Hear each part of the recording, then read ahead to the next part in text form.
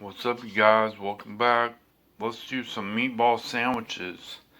I've never done this on my own. I've always bought them at a shop, and I think they're friggin' nasty at Subway. I think anything's nasty at Subway.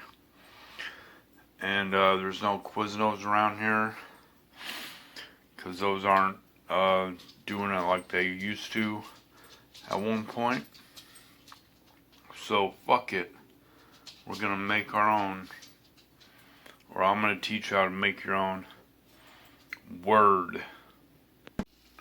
So we got our meatballs cooking up a little bit. Coming right along. And we got this stuff as our sauce. Gonna put in there in a minute. And these are what I like on my sandwich, my meatball sandwich. So I'm gonna hook it up with this. And I also got some chopped olives, because I like that as well. Then we got the baguette, or whatever you want to call it. Getting that bun all toasty. Yeah. Got that bread all toasty and a little bit of butter on there.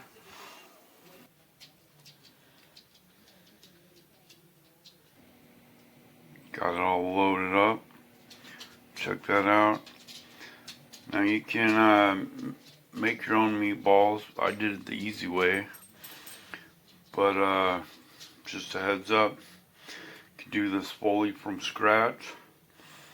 However you want. It's your friggin' meatball sandwich.